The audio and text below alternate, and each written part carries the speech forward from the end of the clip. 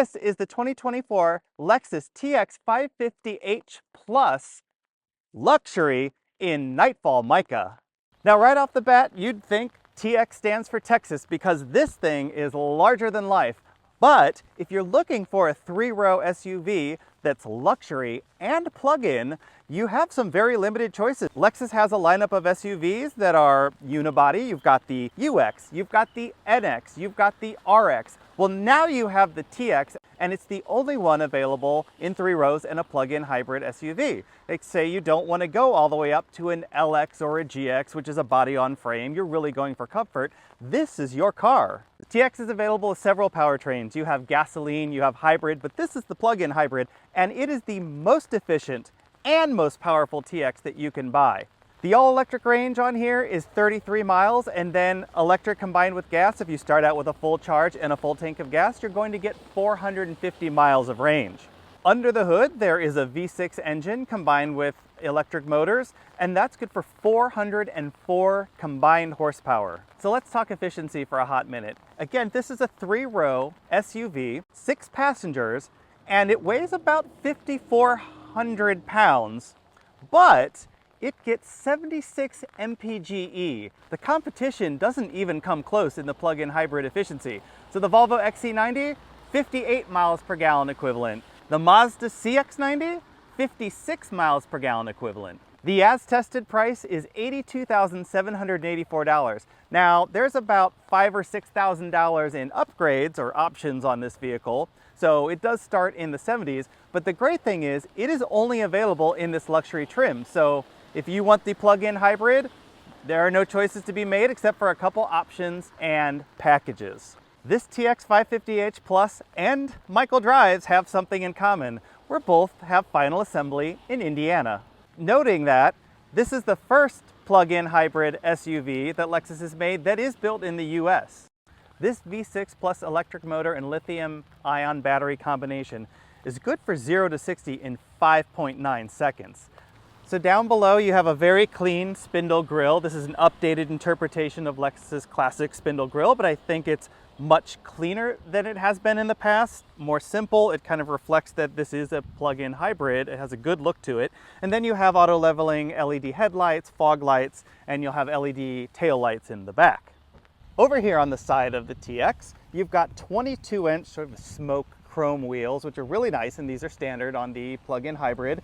And then you have auto folding rear view mirrors, a chrome roof rack up here on top, which is really smart and handsome. And then you've got tinted windows from the second row back as standard on TX plug-in hybrid. Back here at the back of the TX, you'll see this very modern, clean light blade that's at LED lighting. And then Lexus is spelled out in L-E-X-U-S, big block letters across the back. Again, very Porsche-like. I like that, the way that looks. You do have a rear wiper, but when you're parking, you know, there's not much that you can see out the back. It's pretty, you know, high up, small windows, so you're actually going to be relying on cameras far more probably than looking out the back window, but it is nice that there is a wiper here. So let's take a look inside here. I'm going to try and give this a kick to see if it opens. That was successful. Now, you're going to look behind here. Lexus has included the charging cable, so that's wrapped up in here just to give you a size comparison. But I'm going to set this aside for a second. Coming into the back, you've got 20 cubic feet of space. Now, Lexus says this is actually enough for 7 carry-on suitcases. So you'd 1, 2, 3, 4, 5 stacked, you know, front to back, and then you can stack 2 on top. You would actually push the seats a little more forward than they are now. In the back of TX, you have 20 cubic feet of space, and that's actually going to give you enough space, according to Lexus, to put 7 carry-on bags. So 1, 2, 3, 4, 5 lined up on their sides, and then 6 and 7 stacked up. You'd actually push these seats a little bit forward. You'd tilt them a little bit forward to accommodate that. And if you the second and third rows down, you're going to get 90 cubic feet of space for cargo in this vehicle, which is pretty significant. I mean, it is huge. Right now, I am brightly lit by these cargo lights, LEDs in the back, and that is an option that this car is equipped with, but one that I would highly recommend because it makes loading and unloading much easier. There are 2 features I'd like to show you in the back that are pretty unique.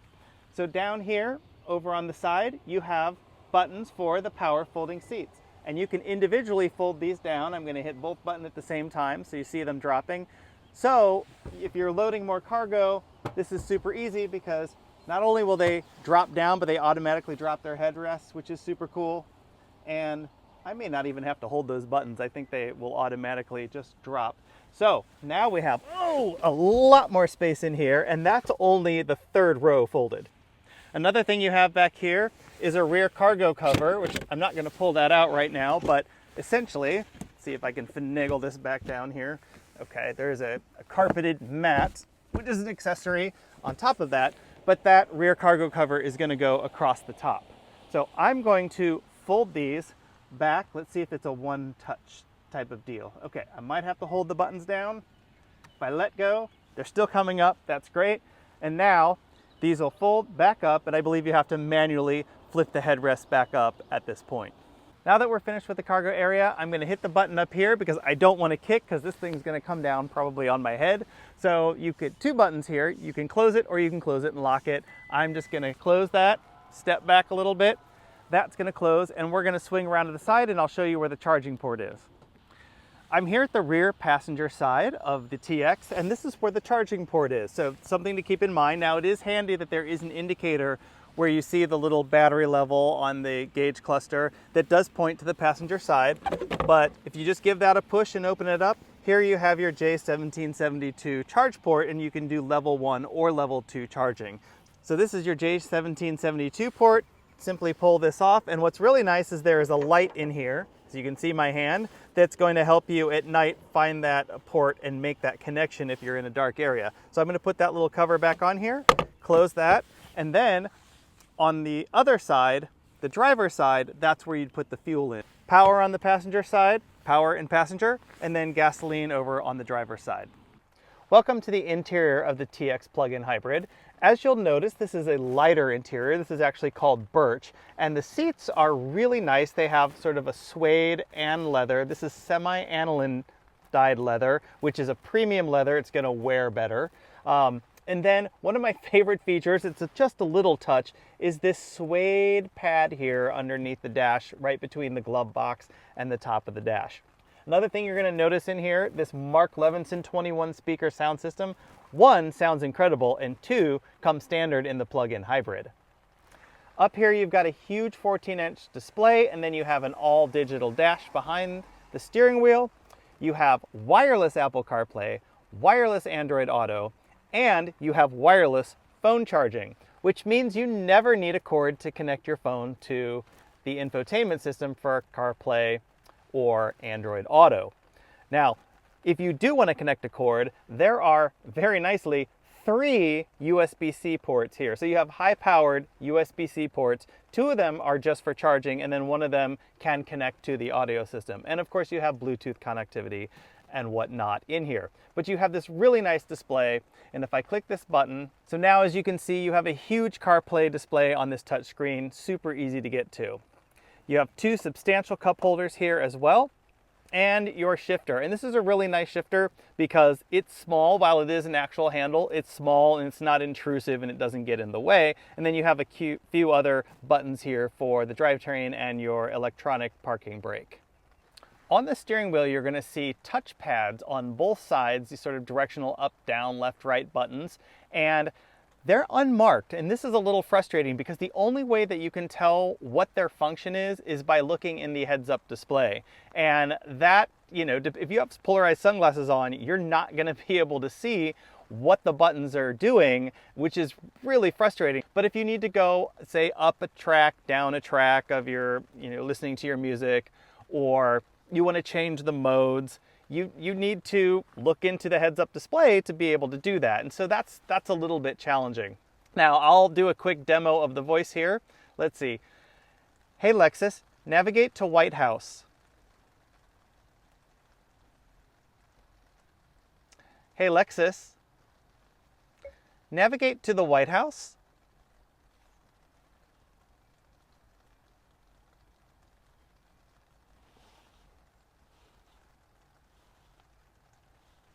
She's thinking. It's been past 10 seconds. Sorry, the network is currently busy.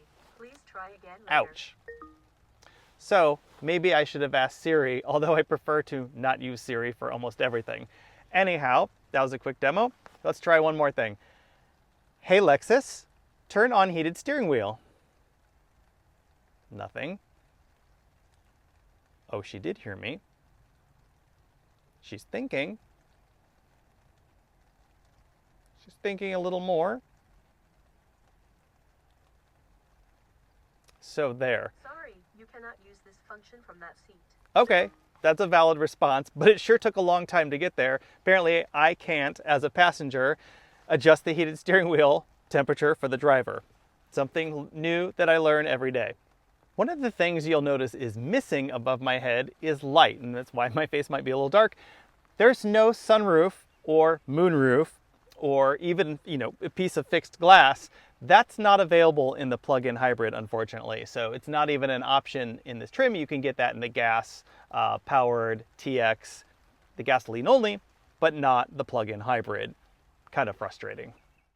Down here on the door, you'll notice that there's no traditional pull to open the door. That's because there is this digital latch. Now, the nice thing about this digital latch is that it comes with a feature that's called safe exit. So if the car detects that there's a car or a bicyclist coming up the other way, it won't actually release. It will put a warning on the dash if you try to unlock the car if someone's approaching, so that that bicyclist doesn't get doored, or your door does not hit the car. So to open the door, you just press that as if you're grabbing this handle here, and it unlatches, and then pull it closed. Open, no problem. It throws some people off when they've never been in a car with that type of feature, and they're looking all around, but it's just a natural hand position that drops right there, and you can easily open the door. In an emergency situation, say there was no power, there is a way to still open the door. You can just flip this latch back twice, and voila, you don't need the electric latch release to perform that function. It does have a mechanical backup, which is really nice. Now that we've explored the interior, let's take a look at the second row and the third row and see what kind of space and features that we have back there. Welcome to the second row of the TX. Now, one of the things that you'll notice is how much legroom I have here. This seat is all the way back. I'm 5'9", and I still have a good 3-4 inches there of legroom. You do have your dual cup holders here. You have 2 more USB-C ports for the rear passengers down below in the center console. You have another AC outlet down in the center console. And then you have controls for the climate control, because you have a multi-zone climate control, driver, passenger, rear seats, and this temperature can be controlled individually. But these seats are both heated and ventilated. So you're in the lap of luxury. If you're in the second row, you're not treated as a second-class citizen whatsoever. Whether you're a front passenger or back passenger, you get these ventilated, heated seats, climate control, charging, cup holders. It's really luxurious.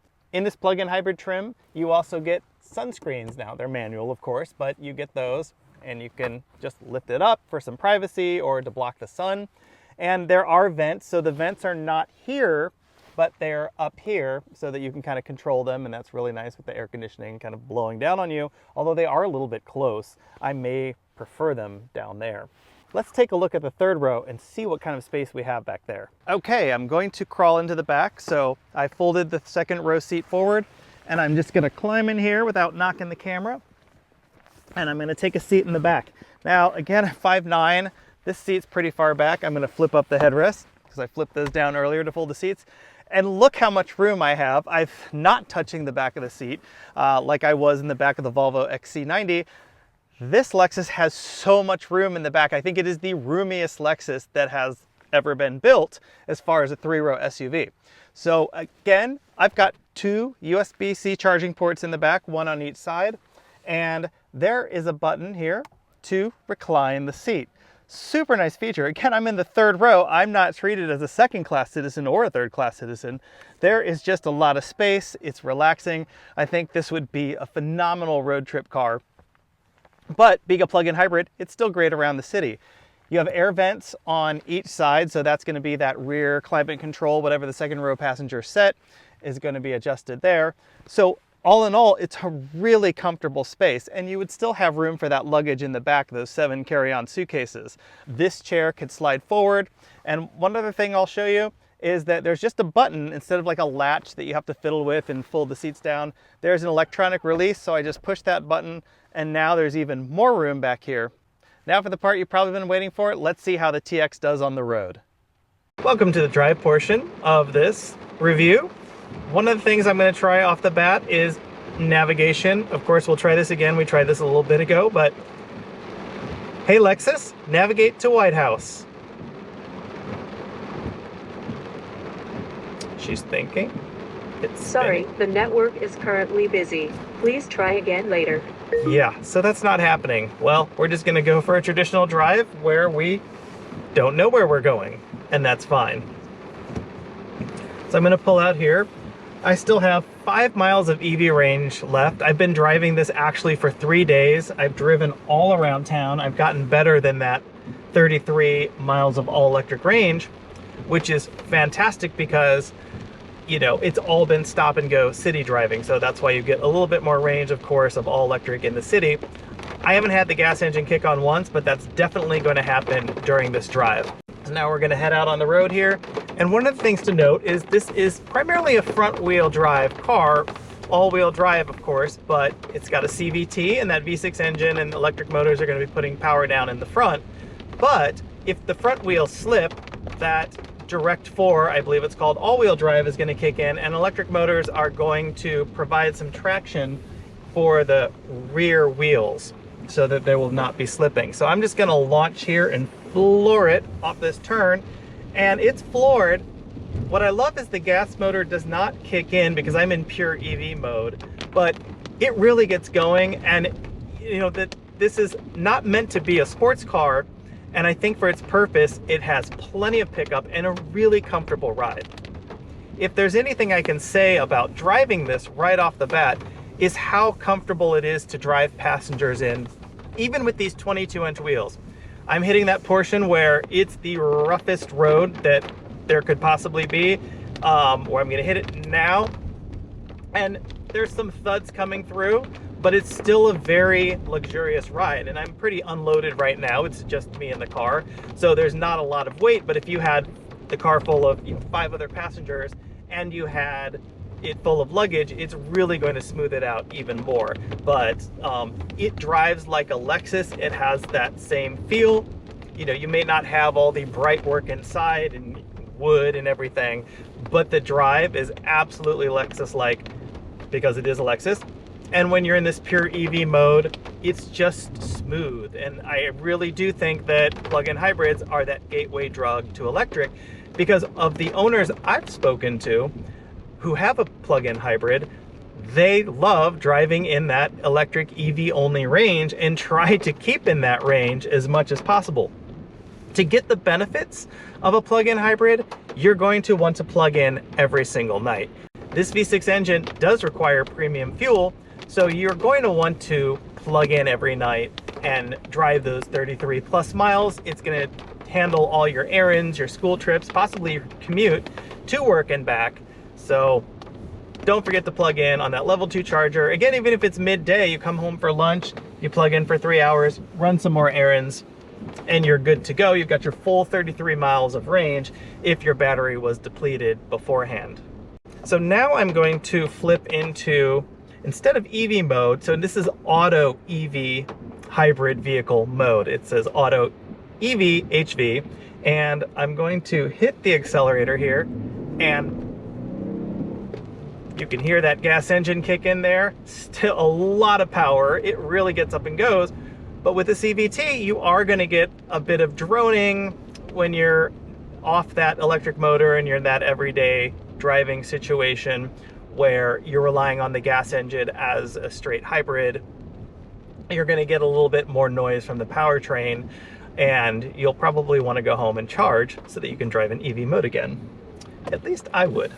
I will say the instrument cluster behind the steering wheel is a little bit busy. Even in all the modes, there's still a lot of information, but it is better than so many Lexus and Toyota vehicles that I've driven before. So props to them on that. And then the head-up display is clear and is very just concentrated on the basics. Right now I'm looking at the speed I know I'm in drive. I don't know why that needs to be in the head-up display. It's showing me the speed limit as well, but that's pretty much it. My only other complaint about driving this is the audio controls and the cruise control to turn it on and off is really far in toward the steering wheel, so you're not just hitting that with your thumbs. You kind of have to stretch your thumbs in a little bit more toward the center of the wheel to control those features. So a little bit frustrating sometimes. I would like them a little more outboard on the steering wheel itself. All right, so now the battery is fully depleted and I'm in traditional hybrid mode. This is what you're gonna get, 29 miles per gallon if you're just driving in this. And I will say the engine, even though it's a V6, is a little bit coarse and droney. You can't really probably hear it on the microphone, but I can feel it through the steering wheel. I've lost that luxury feel of being an all electric, and of course I'm, driving a car with a gas engine now. It's a hybrid. It's just a traditional hybrid once that, big battery, the lithium ion battery, is complete. So in the stop and go city traffic, you're gonna get a little bit of moan and groan. It's not terrible. If you're used to a regular gas car, I think you're gonna be just not surprised by it, but you definitely can feel when you're no longer in pure EV mode. So that means to me, it's time to go home, plug in and charge so that I can do all of my city driving on pure EV, because it's just that much smoother. So that wraps up our short drive. If you're looking for a luxury 3-row SUV, I implore you to test drive this. Test drive the Volvo XC90 plug-in hybrid. Test drive the Mazda CX-90 and see which is your favorite. But as far as efficiency goes, this car can't be beat. It is the absolute, I'd say, the mileage queen or mileage king of 3-row plug-in hybrid luxury SUVs. And now it's time for my fabulous favorites and not so favorites about the TX 550h Plus plug-in hybrid. One of my absolute favorites is the Birch interior. So not only do you get those two different materials of leather and suede in the seats, but it really lightens up the interior. I love that. It is the lightest interior available. And because you don't have a moonroof or a sunroof, I think that is the best interior to go with. It's not gonna be hard to clean. A lot of people are worried about, well, what if I have a lighter interior? I don't think you're gonna have any problem with that if you take care of the leather seats. Second fabulous favorite, that Mark Levinson audio system. I love that it comes standard in the plug-in hybrid and it sounds phenomenal. The third fabulous favorite is that incredible fuel efficiency. When you're in all electric, 76 miles per gallon equivalent. So not only do you have that, but then when you switch to a traditional hybrid mode, it is 29 miles per gallon combined from a 3-row SUV that weighs 5,400 pounds. That's pretty phenomenal. And now it's time for my not so favorites. So the list is a little bit short, but one of the things I kind of kept having to, now I'm in and out of a lot of cars, but one of the things that I had to keep checking was, is this a Toyota or a Lexus? And while both are great choices, it was a little bit hard. So the interior just is not, luxurious in a traditional luxury sense with materials, and there's no kind of bling, and I don't like a lot of bling. There's no crystal shifter that you'd find in the Volvo, per se. There's no wood or wood trim or anything like that. So it's just a little bit more basic than the $87,000 price suggests. Some of you may know that this TX is actually based on the Toyota Grand Highlander, and I think those roots show in a lot of places on the interior. It is nicer in almost every way. However, I don't think that the price point kind of reflects that. That brings me to another not so fabulous favorite, that price.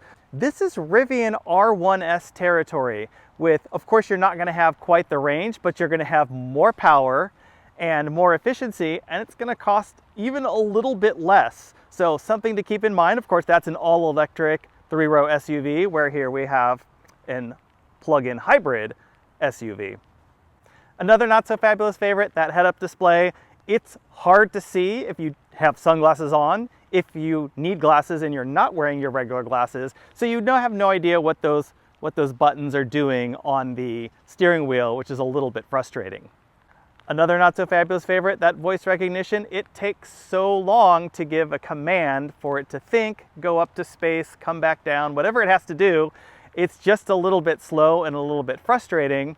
While the infotainment system is light years beyond what Lexus used to have with their old sort of touchpad controller and little joystick thing, it is a touchscreen now, which is nice and has a much more modern interface. Finally, there is no moonroof even available in the plug-in hybrid version, something I would like to see, of course, to brighten up that interior even more, especially if you're a second or third row passenger and you don't have the light coming from the windshield inside. That's the end of this review. Thanks for hanging with me in this pouring rain and coming along for the ride. Please subscribe. When you subscribe, I get a little notification that puts a big smile on my face, and it will allow me to do more videos in the future. I am a one-man show. I shoot and I edit, and I need your support, and that subscribe button is the best way. Have a great day, and I'll see you on the next review.